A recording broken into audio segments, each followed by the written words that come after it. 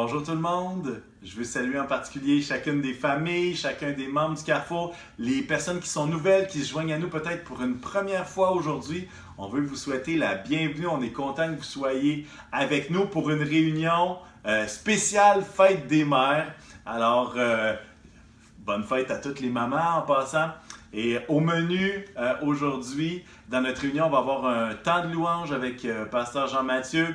Ensuite de ça, on va avoir des annonces, un petit spécial Fête des Mères et suivi d'une prédication avec Pasteur Paul qui sera encourageante, j'en ai aucun doute pour chacun de nous. Alors, il y a quelque chose de beau qui s'en vient dans quelques instants, en fait maintenant à votre écran. Et bref, on veut vous souhaiter une bienvenue bien sentie et on vous aime beaucoup. On est content de se retrouver ensemble. Je veux mentionner que de la même façon que la réunion que vous regardez, soit vous la regardez sur YouTube ou soit vous la regardez sur Facebook, mais à chaque semaine, on publie différentes capsules, que ce soit les capsules pensées du jour du lundi au vendredi. On pense à la capsule Mission qui a été mise hier sur également YouTube et Facebook. Je pense également à la capsule d'enseignement pour les enfants du préscolaire de Carrefour Junior. On vous salue les enfants, on est content que vous soyez là. On espère que vous passez du bon temps, puis que si vous allez à l'école demain, que vous soyez joyeux d'y aller, puis que vous soyez prêts à aller rencontrer vos amis et vos professeurs et les personnes qui sont à l'école. Alors, bref, on veut vous encourager, que ce soit sur YouTube, à travers la chaîne YouTube ou à travers Facebook, de pouvoir aimer, peut-être partager, commenter les différentes réunions, afin que le plus grand nombre puisse voir qu'est-ce que Dieu fait encore à Québec, même en période de confinement. À ce moment-ci, j'aimerais ça qu'on puisse prendre quelques minutes pour prier. J'aimerais qu'on prie spécifiquement pour les enfants qui vont retourner à l'école demain, les enfants du primaire. Je pense aux enfants aussi du préscolaire qui vont retourner dans les différentes garderies pour certains demain. Je pense également aux enseignants, éducatrices, le personnel de soutien. Il y a beaucoup de monde qui se mobilise pour justement la rentrée de demain. Je pense aussi aux travailleurs. Il y a plusieurs industries, commerces qui rouvrent leurs portes demain. Et j'aimerais ça si on pouvait les appuyer dans la prière. Et parlant d'industrie, parlant de travailleurs, il y a également notre construction sur la rue des Gadelles, au 10-15 des Gadelles, qui recommence demain également.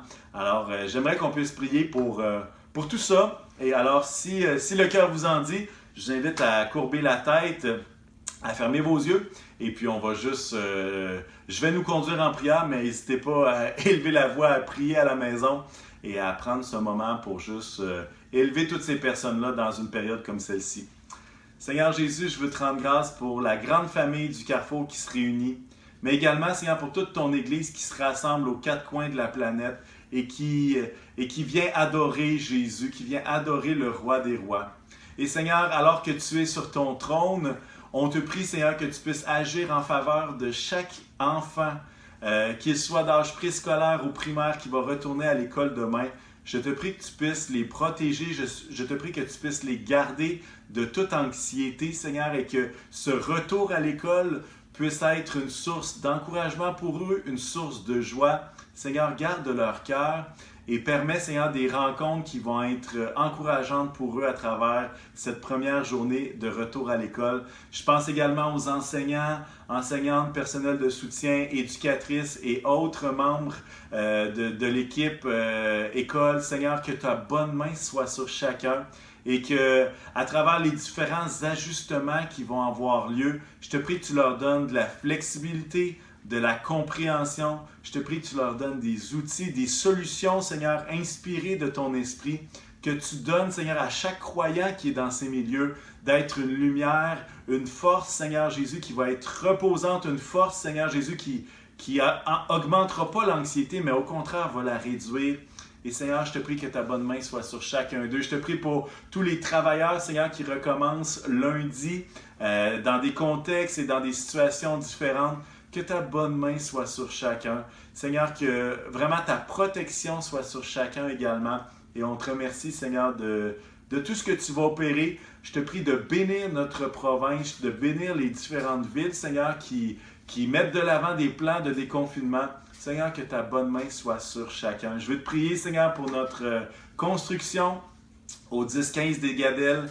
Je veux te prier, Seigneur, que tu donnes des solutions au personnel là-bas afin de rattraper peut-être les semaines qui ont été perdues à travers le confinement. Seigneur, donne des solutions créatives, Seigneur, et permets une bonne entente. On te prie, Seigneur, que la COVID, Seigneur, s'éloigne de notre chantier, s'éloigne de nos écoles, s'éloigne, Seigneur, de nos familles, qu'elles soient dans l'Église ou en dehors. Seigneur, que ta bonne main soit sur chacun. Seigneur, on est reconnaissant que tu es avec nous et que finalement, Seigneur, tu diriges toutes choses. Alors, Seigneur, bénis, Seigneur, chaque personne qui est ici sur Facebook, qui est sur YouTube, qui écoute cette réunion, soit en rediffusion ou en live. Seigneur, que ta bonne main soit sur chacun et que chacun d'entre nous, on puisse grandir en toi et s'approcher de Jésus. Alors, merci Seigneur, que ton nom soit loué. Amen. Amen. J'aimerais vous lire un psaume ensemble et on va lire le psaume au complet. Peut-être que ça sera long, mais ça va être vraiment bénissant. Alors, ça se trouve dans le psaume 117, c'est proche du 119. On ne lira pas tout le 119 qui compte beaucoup de versets, mais on va y aller avec le psaume 117 qui va dire ceci. « Louez l'Éternel, vous toutes les nations, célébrez-le, vous tous les peuples, car sa bonté est grande envers nous et sa vérité dure éternellement. Louez l'Éternel, point final. » Alors, qu'on puisse louer l'Éternel, Pasteur Jean-Mathieu va nous conduire à partir de son salon dans un temps de louange. Alors, Pasteur Jean-Mathieu, je te cède le micro. Bonjour, Carrefour Chrétien de la Capitale, spécial Fête des Mères. Quel privilège de pouvoir jouer le jour de la Fête des Mères. C'est ma mère qui a fait que j'ai eu des cours de piano. Alors, peut-être en commençant, on peut remercier le Seigneur pour les mères dans nos vies. Tout le monde a une mère. Pas le choix. Ça prend une mère pour faire un homme. Ça prend une mère pour faire une femme aussi. Merci Seigneur pour nos mères, pour nos grands-mères. Merci pour peut-être des mères spirituelles qui ont contribué à vous amener au Seigneur. Prenez le temps de réfléchir à ça, de dire merci au Seigneur, puis que le Seigneur vous inspire des bons mots pour votre moment.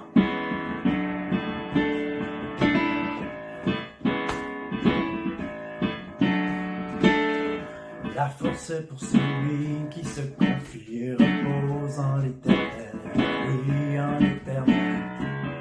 La force pour celui qui se confie, repose en l'Éternel, oui, en l'Éternel.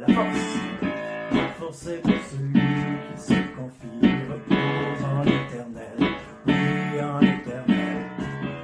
La force pour celui qui se confie, repose en l'Éternel.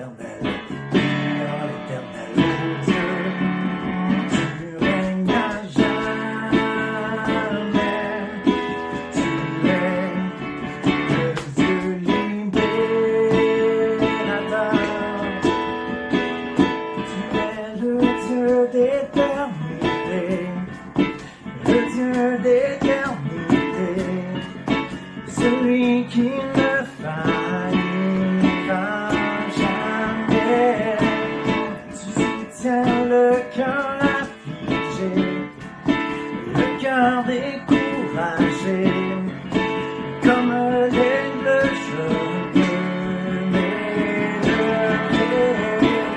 La force de celui qui se confie repose en l'Éternel, oui en l'Éternel. La force pour celui qui se confie repose en l'Éternel, oui en l'Éternel. Oh Dieu, tu règnes à jamais, tu es le Dieu libérateur, tu es le Dieu d'éternité, le Dieu d'éternité, celui qui ne faillira jamais, soutient le cœur affligé, le cœur découragé, comme l'aigle je peux m'élever. La force est pour celui qui se confie l'Éternel. La force est pour celui qui se confie et repose en l'Éternel. Oui, en l'Éternel. Amen. J'espère que vous êtes bénis. Nous, j'ai du fun dans ma cuisine. Le Seigneur est bon. Écoutez, à tous les jours, on se réveille, on se dit, eh ben, l'Église n'a pas été enlevée. Ben, on va faire ce pourquoi on est né, ce pourquoi on existe. Aujourd'hui, on veut louer l'Éternel, célébrer à quel point il est bon. De toute façon, c'est ce qu'on va faire dans l'éternité aussi. Hein?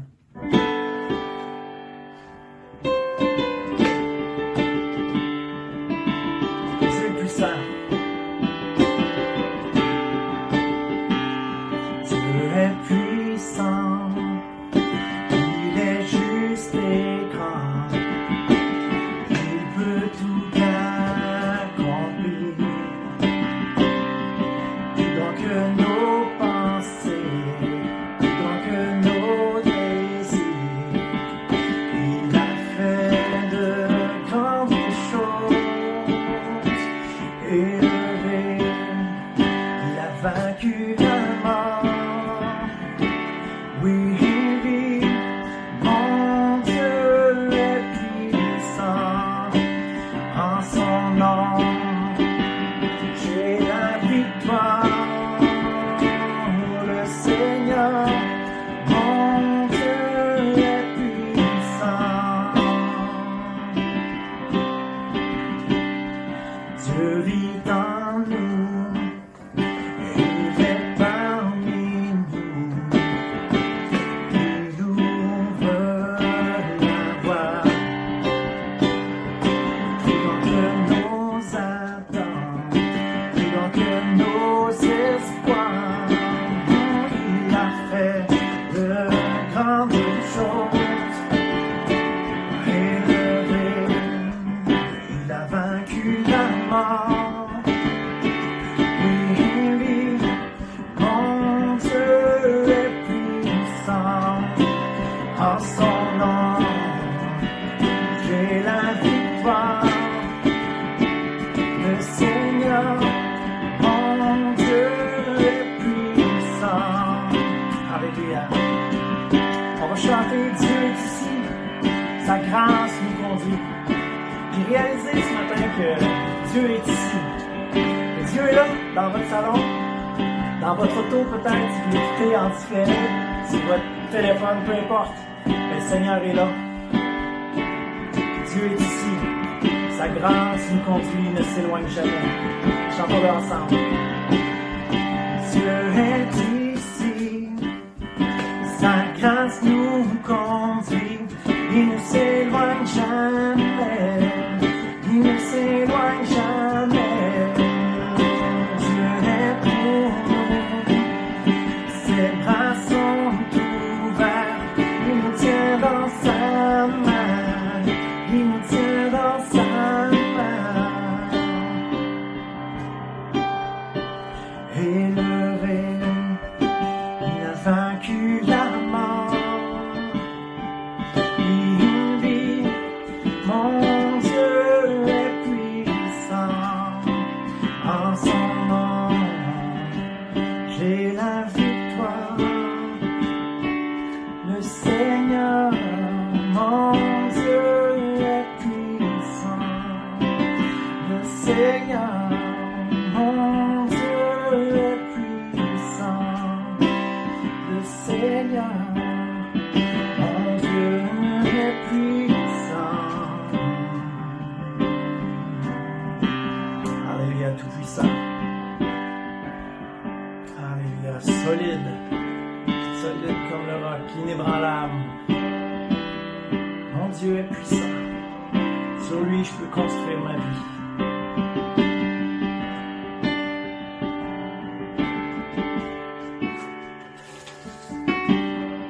On va chanter un chant qu'on chante presque tous les soirs chez nous, avec mes filles.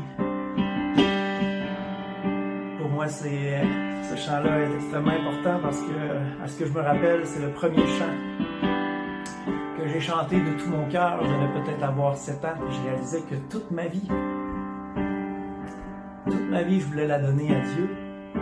Que toute ma vie, ça allait être long, ça. qu'il y en a qui veulent construire leur vie, toute leur vie, confier toute leur vie au Seigneur Dieu, le roi de l'univers, au puissant Sauveur. On va le déclarer ce matin.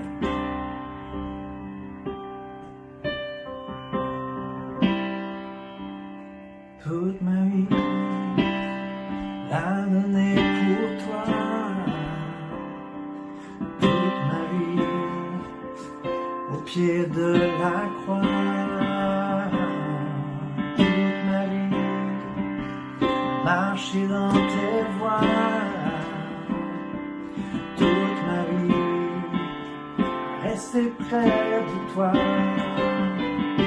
Et même si tempête fait rage et que les vents font perdre courage, je m'appuie sur le rocher, aucune montagne pourra m'arrêter.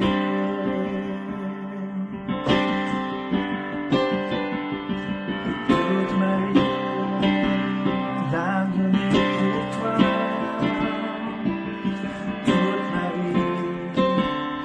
pied de la croix, toute ma vie, marcher dans tes voies,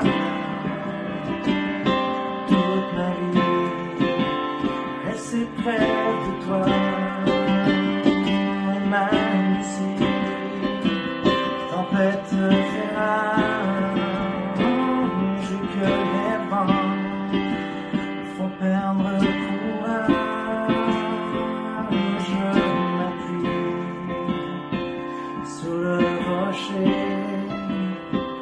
Aucune montagne pourra m'arrêter. Alléluia.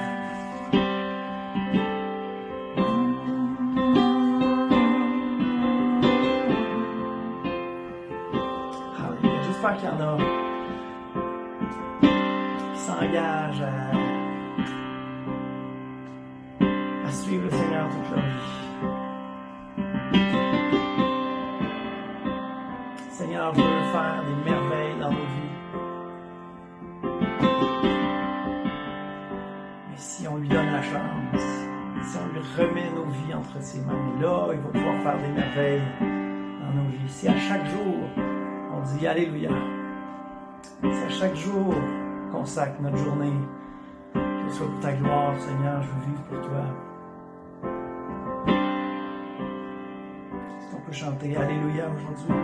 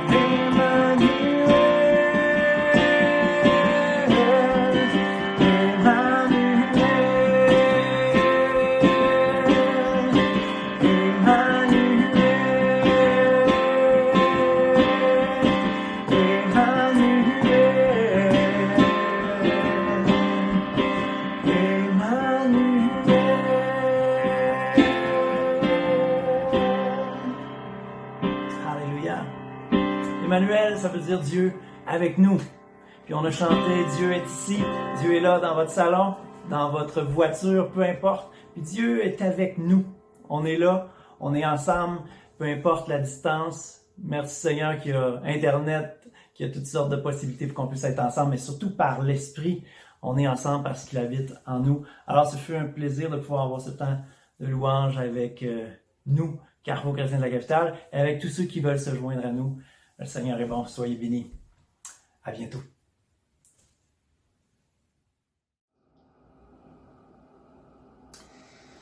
Emmanuel, Amen. Dieu avec nous, aujourd'hui, demain, tous les jours jusqu'à la fin du monde. Amen. Il est avec nous, avec chacun d'entre nous. Merci, Pasteur Jean-Mathieu, pour ce temps de louange ce matin. Aujourd'hui, bien, on veut souligner la fête des mères, et Christine est avec moi pour une partie de la réunion aujourd'hui. Mais d'abord, j'aimerais juste dire quelques mots. Tout d'abord, pour dire merci à chacun et chacune d'entre vous qui continuent à contribuer régulièrement à la situation de financement, si on veut, du Carrefour Chrétien de la Capitale. Merci de continuer à faire vos contributions. Votre dîme, remise fidèle à Dieu, est une grande bénédiction pour nous tous comme assemblée. Et puis, je veux simplement mentionner qu'il est toujours possible de continuer à contribuer à travers les institutions bancaires, à travers PayPal, à travers la Poste. Toutes ces façons sont bonnes. Si jamais vous souhaitez vous joindre au nombre grandissant de personnes qui contribuent par institution bancaire, sachez que Josée, notre préposée à la comptabilité, sera heureuse de vous accompagner une étape à la fois dans tout le processus. Si vous le souhaitez, il s'agit juste de communiquer avec elle pour avoir les informations à ce sujet. Juste mentionner aussi que merci pour votre soutien pour l'émission et je veux juste vous encourager à continuer à le faire. Si vous soutenez un missionnaire des assemblées de la Pentecôte, continuez à le faire sur une base régulière, simplement mentionnez-le comme il faut sur les contributions que vous faites afin que les fonds soient désignés au bon endroit. Cette semaine, nous avons reçu également un communiqué de la part des responsables du camp Le Spot et du camp d'Enfants Zéro qui nous disent que bien qu'elles auraient souhaité faire une autre annonce, elles ont quand même été dans l'obligation d'annuler le camp d'ado Le Spot et le camp d'enfants 2020 pour cette année, étant donné la situation avec la COVID-19. Alors bien sûr, les mesures de distanciation sociale et les autres mesures sanitaires en vigueur ne nous permettent pas de tenir les éditions 2020 de nos camps et puis on est vraiment désolé pour cela. Mais comme on dit, coudonc à l'année prochaine et puis espérant que la situation sera grandement améliorée à ce moment-là. Juste mentionner aussi que si vous avez besoin de parler, il y a le service du Centre Emmanuel qui nous offre, les gens du Centre Emmanuel qui nous offrent leur service pour nous écouter. Alors, si vous luttez avec l'anxiété, la dépression, la peur, la solitude, peut-être avez-vous contracté la COVID ou craignez-vous de la contracter, c'est possible de bénéficier d'une écoute téléphonique avec des gens qualifiés qui font partie du Centre Emmanuel. Et pour pouvoir en bénéficier, eh bien, il faut communiquer avec eux pour avoir l'information, les détails à ce sujet-là. Je vous invite à aller voir la lettre de nouvelles que vous avez reçue peut-être par adresse courriel ou bien sur le site web du Carrefour. L'information se retrouve là, ainsi que sur le site Facebook. Je veux juste vous encourager aussi, à travers cette période de confinement qui se prolonge un petit peu trop longtemps qu'on aurait souhaité, de rester en contact les uns avec les autres. On peut plus se voir le dimanche matin comme auparavant et puis échanger quelques mots, s'informer un peu sur la santé de l'un et de l'autre et comment ça va dans la vie, etc.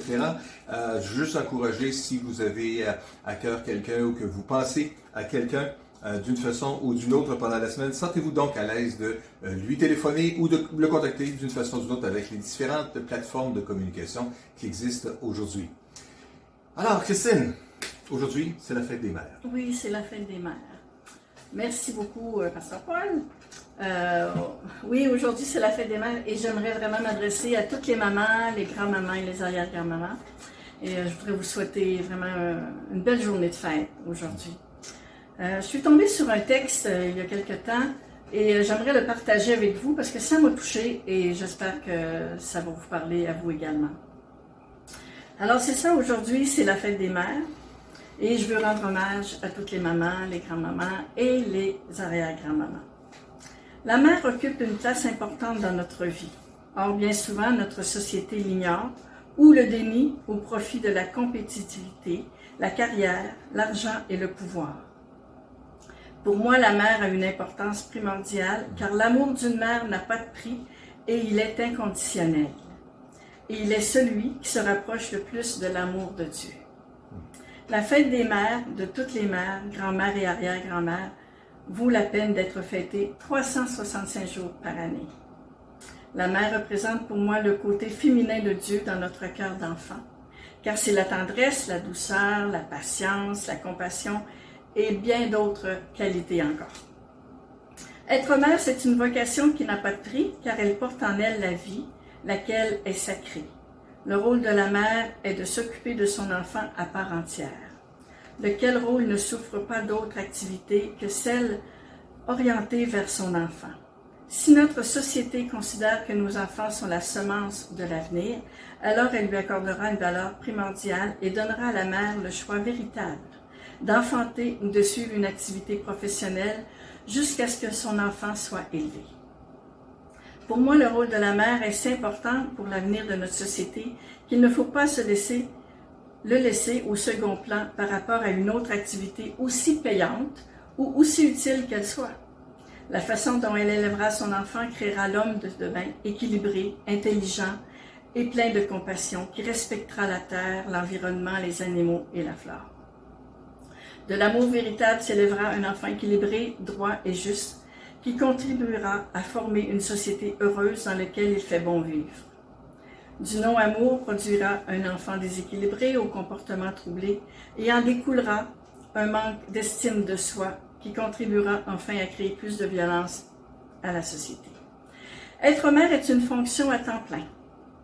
365 jours par année, c'est une vocation. Que d'amour, d'affection, de patience et d'abnégation et de souffrance aussi. Les mères ont consacré à leur enfant pendant de longues années durant. Combien d'enfants peuvent-ils encore s'en souvenir, s'en rappeler, et prier pour leur mère et leur demander pardon pour toutes les erreurs passées? Ce n'est pas une fois par année qu'on lui offre des fleurs, des cadeaux et qu'on l'amène au resto que ça va changer son amour pour les siens. Le cœur d'une mère, on ne peut le comprendre à moins d'être une mère. Combien de fois la mère veille et pleure en silence la nuit pour s'inquiéter de ses enfants, de leur santé, de leurs études, de leurs problèmes matrimoniaux? Combien de fois la mère prie pour ses enfants afin d'alléger leurs souffrances, même quand les enfants ont grandi et qu'ils arrivent d'avoir des problèmes de toutes sortes, la mère s'inquiète et s'inquiétera toujours. L'amour d'une mère n'a pas de prix, car son amour est sans attente, un amour inconditionnel qui donne tout simplement. J'aimerais juste terminer avec un petit poème qui suivait cette parole. Le cœur d'une mère, une mère, c'est celle qui ouvre son cœur avant même d'ouvrir ses bras. C'est celle qui veille à l'écoute du souffle de son enfant quand il dort. C'est celle qui entoure de 1000 soins son petit. Elle console, elle apaise, elle est là simplement. Mais mère de tendresse qui sent bon le lilas, le muguet ou autre chose, chaque jour elle nourrit son enfant, plus d'affection que du reste. Puis le jour vient, où elle doit partager son trésor, c'est l'école de la vie. Petit à petit, il s'éloigne un peu plus, se prépare à quitter le nid. C'est alors que la mère se dit qu'il est plus facile de fermer les bras que de les ouvrir. Avec amour et tendresse pour toutes les mères, les grands-mères et arrière-grand-mères aujourd'hui, je vous souhaite une belle journée de fête, même si on ne peut pas être avec nos enfants, nos petits-enfants, qui nous manquent énormément. On est avec vous en ce moment et on veut juste vous dire qu'on vous aime énormément, vous nous manquez énormément aussi, j'ai pas eu l'occasion de vous le dire comme ça, mais je veux juste vous dire que l'Église nous manque beaucoup. Le contact avec les gens nous manque également. Et en cette journée spéciale de la fête des mères, je vous embrasse et je vous serre tout près de mon cœur. Bonne journée. Merci. Bienvenue. Merci, Christine. Je le laisse. Alors ce matin, un passage en cette journée de la fête des mères où on va parler d'une maman. Une maman. Une maman comme d'autres mamans, mais une maman comme les autres mamans aussi qui a ses singularités ou ses particularités à elle. Notre texte aujourd'hui se retrouve dans l'évangile de... Non, pas dans l'évangile. Ça aurait pu être dans l'évangile. Mais c'est dans le livre de l'Exode, bien avant l'évangile. Au chapitre 2, c'est l'histoire en fait de la mère de Moïse ou d'un épisode dans sa vie que j'aimerais partager avec vous pour voir ensemble quelques caractéristiques, un peu comme dans le texte que Christine vient de mentionner, toutes sortes de caractéristiques merveilleuses qui sont là, présentes dans le cœur d'une mère et qui reflètent le cœur de Dieu, qu'on voit présentes dans la vie de la mère de Moïse aussi. Puis on va juste regarder cela ensemble ce matin. Alors lisons le passage dans Exode chapitre 2, à partir du verset 1. Un homme de la tribu de Lévi épousa une fille de la même tribu. Elle devint enceinte et donna le jour à un fils. Elle vit que c'était un beau bébé et le cacha pendant 3 mois. Quand elle ne parvint plus à le tenir caché, elle prit une corbeille en papyrus, l'enduisit d'asphalte et de pois, et y plaça le petit garçon. Puis elle déposa la corbeille au milieu des joncs sur les rives du Nil. La sœur de l'enfant se posta à quelque distance pour voir ce qu'il en adviendrait. Peu après, la fille de Pharaon descendit sur les bords du fleuve pour s'y baigner. Ses suivantes se promenaient sur les berges le long du Nil. Elle aperçut la corbeille au milieu des joncs et la fit chercher par sa servante. Elle l'ouvrit et vit l'enfant. C'était un petit garçon qui pleurait. Elle eut pitié de lui et dit « Ah, c'est un petit des Hébreux. » Alors la sœur de l'enfant s'approcha et dit à la fille du Pharaon « Veux-tu que j'aille te chercher une nourrice parmi les femmes des Hébreux pour qu'elle allaite ce petit garçon? » La fille du Pharaon lui dit « Va. » Alors la jeune fille alla donc chercher la mère de l'enfant. La princesse lui dit « Amène cet enfant et allaite-le pour moi, je te paierai un salaire. » La femme prit donc l'enfant et l'allaita. Quand il eut grandi, elle l'amena à la fille du Pharaon. Celle-ci l'adopta comme son fils et lui donna le nom de Moïse. Sorti, car, dit-elle, je l'ai sauvé de l'eau. On voit cette histoire aujourd'hui qui débute au verset 1 de ce passage-là. Un homme épousa une femme de la même tribu. Alors ça commence tout simplement. Un homme, une femme. Une histoire d'amour. Quelles étaient les circonstances? Elles sont toutes différentes, les circonstances. Est-ce que c'était un mariage forcé, arrangé? Peut-être. Il y avait la culture de l'époque peut-être permettait ce genre d'arrangement. Est-ce que c'était le choix individuel? Vous savez, à travers les cultures, il y a toutes sortes de façons différentes de faire les choses. Notre culture nord-américaine, moderne, évoluée d'aujourd'hui, on respecte tellement de choix individuels. Mais savez-vous que malgré le choix individuel qu'on fait, on doit noter certainement que dans la société en général, dans presque la moitié des cas, ça se termine par un échec. Alors, c'est pas parce qu'on choisit personnellement que ça veut dire que le choix est toujours bon. Je me fais pas un avocat aujourd'hui du choix que les parents devaient choisir pour leurs enfants qui devraient être leurs conjoints. Je ne me lancerai pas aussi loin que cela, mais simplement dire, ouvrir notre esprit qu'il y a d'autres façons de faire les choses. Toujours est-il qu'un homme épousa une femme de la même tribu. En fait, dans le livre des Nombres, au chapitre 26 et au verset 59, il y a des noms qui sont mis à ces personnes-là. Cet homme-là s'appelle Amram et cette femme-là s'appelle Jochebed. Et ça nous dit que donc, ils se sont épousés et puis voilà, c'est ça, ils ont eu un enfant, elle est tombée enceinte, ils ont eu un petit bébé. Et ils ont vu que c'était un petit garçon. Et verset 2 nous dit la mère a vu que c'était un beau bébé. Avez-vous déjà vu une mère, vous, qui trouve que son enfant est pas beau? Voyons donc. Leur bébé, son bébé, c'est le plus beau des bébés. Il y a toujours une caractéristique que ses oreilles ressemblent à ceci, et puis son regard, et son menton, et ses petites fossettes, et son petit nez. Il y a toujours quelque chose qui ressemble à quelqu'un de la parenté quelque part. Ça nous fait plaisir, on est content de voir ça, on imagine des choses. Mais une maman trouve son bébé beau. C'était le cas de Moïse, c'était un beau petit garçon aux yeux de sa maman. Premier élément caractéristique d'une mère. Il n'y a rien comme son bébé. Il n'y a rien comme son attachement qu'elle met, son cœur qu'elle met. Elle va l'aimer. Elle regarde ce petit bébé-là, puis dans son cœur est né cet élan-là de « je vais l'aimer pendant toute ma vie, je vais le protéger pendant toute ma vie. Ensemble, toi et moi, on va grandir, je vais t'apprendre des choses, puis tu vas voir, tu pourras être capable de te développer. » Comme dans le texte que Christine lisait tout à l'heure, une mère, ça nourrit beaucoup plus d'affection que de toutes sortes d'autres choses, quotidiennement. Et c'est tellement essentiel dans le cœur de chaque enfant. Alors, toujours est-il qu'elle voit que son bébé est beau. J'ai pas mentionné que, bien sûr, le bébé Moïse, le beau petit bébé Moïse, naît dans une circonstance où est-ce qu'il y a eu un décret, il y a un ordre, une ordonnance qui a été émise par Pharaon, le prince, le grand roi d'Égypte, qui disait tout simplement que les bébés hébreux devaient être jetés dans le Nil, devaient être tués, les bébés garçons. Les bébés filles pouvaient vivre, mais les bébés garçons ne pouvaient pas vivre. C'était un petit bébé garçon, mais il était beau. Et la maman voulait faire quelque chose pour lui. La Bible nous dit qu'elle l'a caché pendant 3 mois. À cause de l'ordre, à cause du décret, c'était pas possible de faire autrement. Elle a réussi à cacher un bébé pendant 3 mois. Un bébé, ça émet des sons. Des fois, ça émet des sons à toute heure de la nuit et du jour. Et parfois avec un degré de décibels assez intense aussi. On l'a tous expérimenté.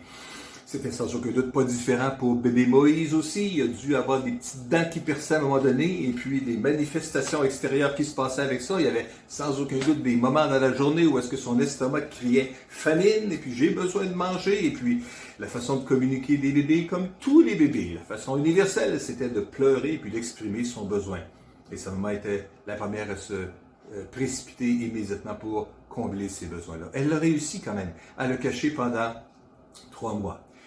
Mais vient un moment où est-ce que c'était plus possible de le cacher. Évidemment, après 3 mois, il y avait eu toutes sortes d'autres choses, sans aucun doute. C'était plus possible de le cacher. Alors, elle a décidé qu'elle faisait un petit bateau et puis qu'elle le poserait dedans. Et puis, ce qu'on voit ici, une autre caractéristique, non seulement du cœur d'amour de la maman pour son bébé, mais elle fait preuve d'ingéniosité devant la menace. Alors que la menace, c'est que le petit bébé soit tué.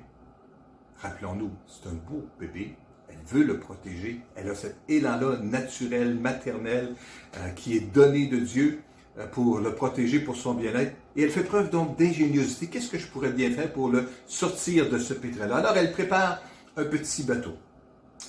Voyez-vous, le petit bateau fait de roseaux, de papyrus, a été façonné par une femme qui savait ce qu'elle faisait.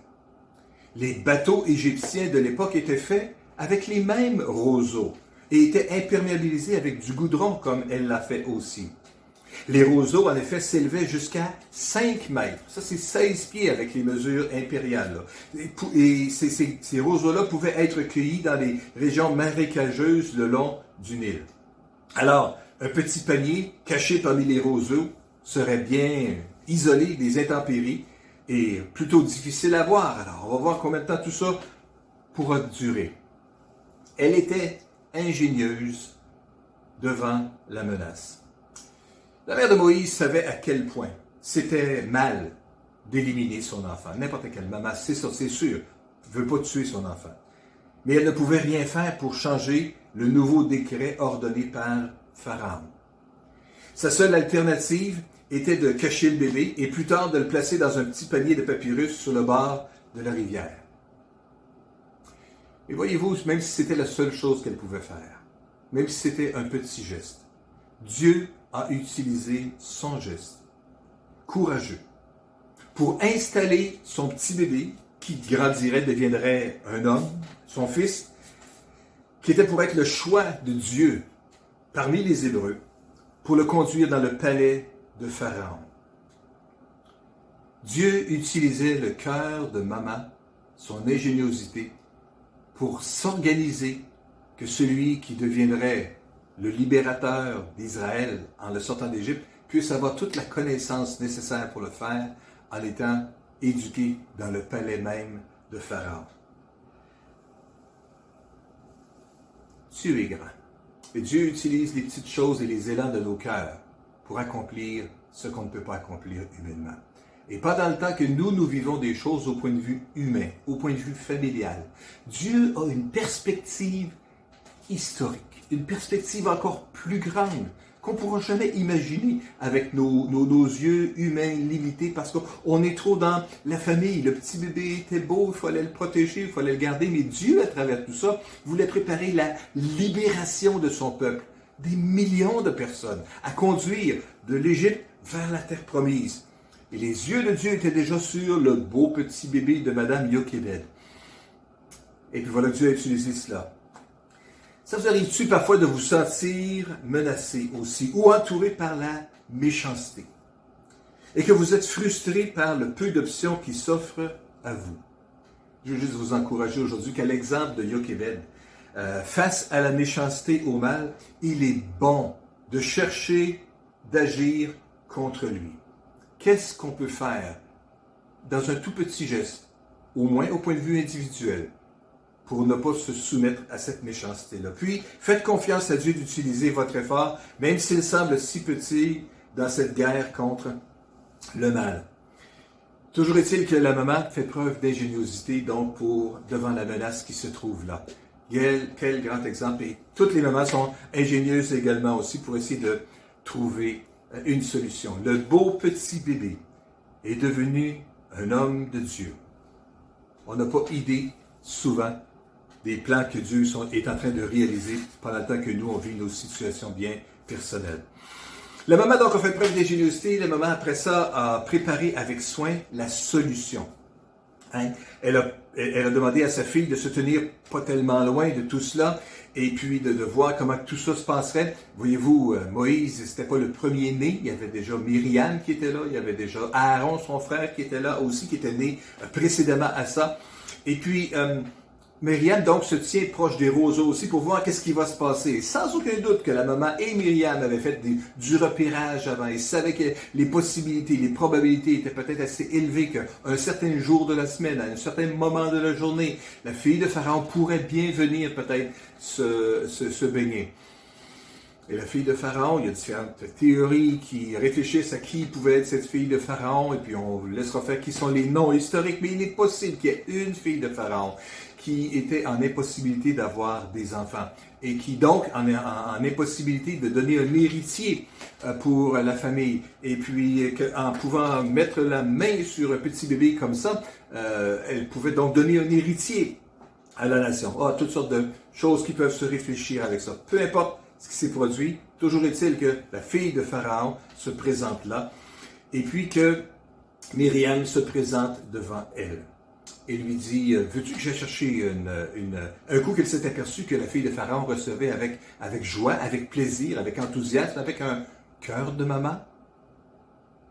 En voyant le petit bébé, elle savait que c'était l'ordonnance, elle savait que les petits garçons hébreux devaient être tués.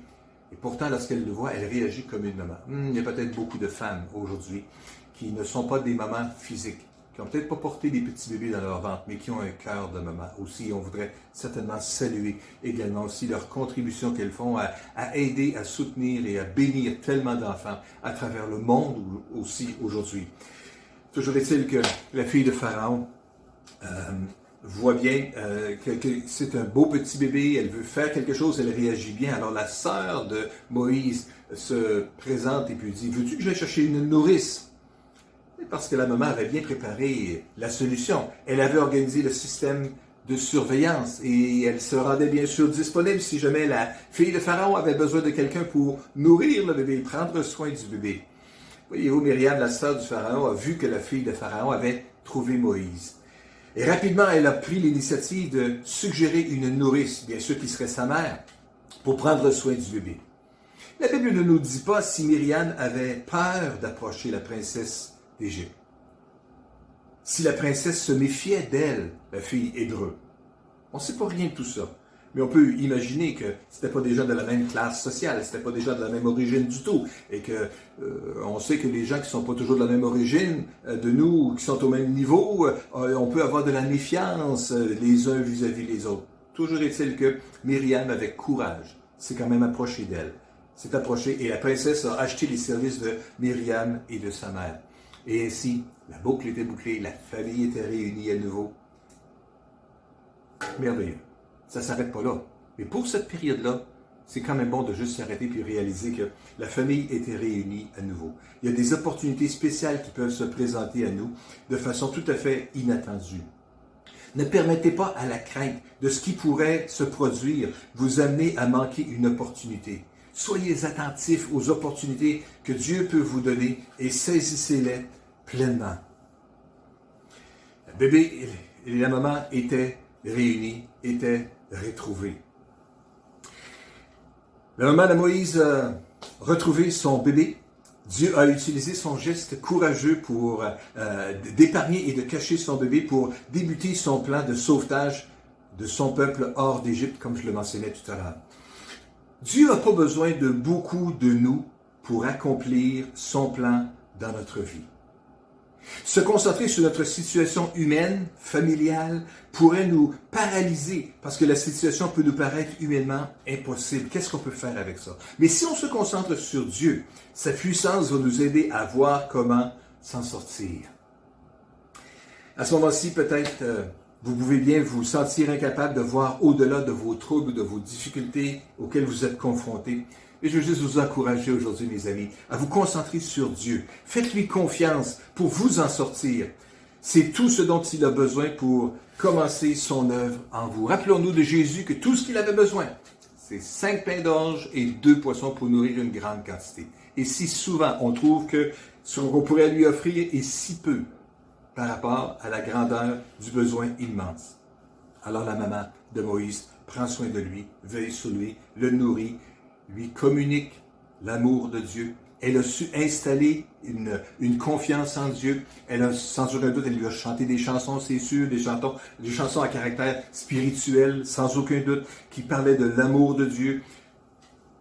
Même devenu grand, Moïse a gardé un cœur pour Dieu, pour le Dieu d'Israël, pour le Dieu de son peuple, le Dieu de son peuple d'origine.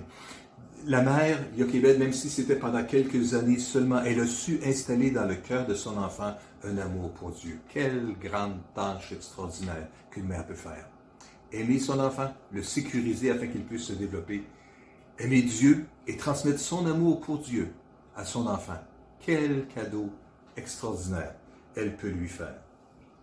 Et puis la maman, finalement, elle accepte de le laisser partir pour poursuivre sa vie. Après avoir sevré son bébé, après avoir fini les premières étapes de son éducation, elle accepte simplement de le ramener dans la maison de Pharaon, à la fille de Pharaon, qui deviendra la mère adoptive officielle de Moïse, son petit bébé, qui est devenu un petit garçon, qui deviendra un homme. La mère est capable aussi de laisser aller et accepter que le cordon soit coupé. Encore une autre fois, il y a plusieurs coupures de cordon qui arrivent dans la vie d'une maman et je n'ai pas besoin de rien apprendre aux mères à ce sujet-là. Vous savez ce que je veux dire aussi. Voyez-vous, je veux juste que simplement aujourd'hui on soit inspiré par le cœur d'une maman et de son élan de cœur, de sa générosité, de son attachement, de l'affection qu'elle donne à son bébé, de l'ingéniosité qu'elle fait preuve devant la menace, de la préparation avec soin qu'elle a de trouver une solution, de planifier, organiser le système de surveillance, s'est rendue disponible pour aider lorsque l'opportunité pouvait se présenter et finalement était prête à ouvrir ses bras et laisser le bébé partir pour qu'il puisse continuer sa vie. Voyez-vous, les parents de Moïse ont fait confiance à Dieu pour protéger la vie de leur enfant. Ils n'étaient pas seulement de fiers parents, ils étaient aussi des croyants et avaient foi que Dieu veillerait sur le petit bébé. En tant que parents, vous appuyez-vous sur Dieu pour prendre soin de vos enfants et je veux vous encourager à le faire. Il est capable de prendre soin de vos enfants, tellement mieux que vous pouvez le faire. Dieu a un plan pour chaque personne. Et notre rôle important est de prier pour nos enfants et de les préparer à accomplir l'œuvre que Dieu a planifiée pour eux. La foi nous permet de faire confiance à Dieu, même pour nos enfants. Le livre d'Hébreux, dans le chapitre 11 et verset 23, nous dit que par la foi, Moïse, après sa naissance, a été tenu caché pendant 3 mois par ses parents, car en voyant combien cet enfant était beau, c'était sa caractéristique, ils ne se sont pas laissés intimider par le décret du roi, mais ont vu plus loin. Que Dieu nous aide à voir plus loin alors que nous prenons soin de nos enfants.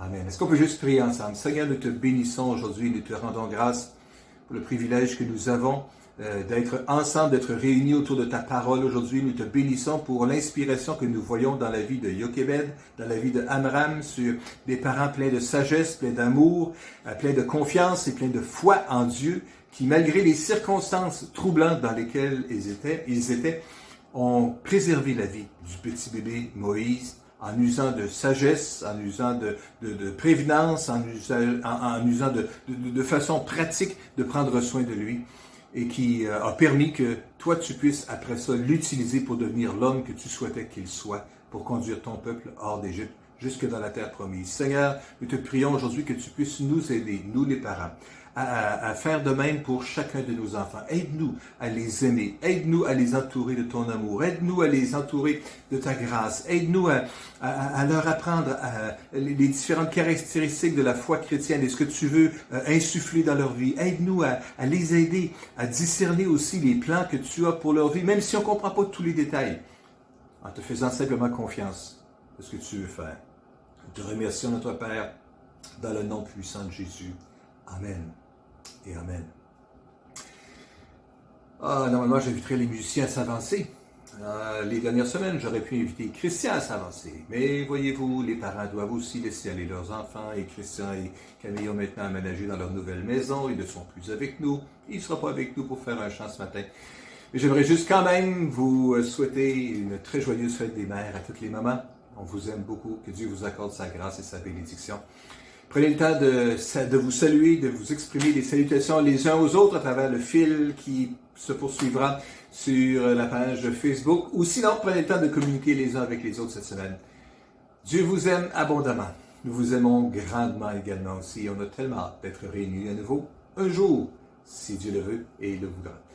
Allez, portez-vous bien. Que Dieu vous bénisse. À la prochaine.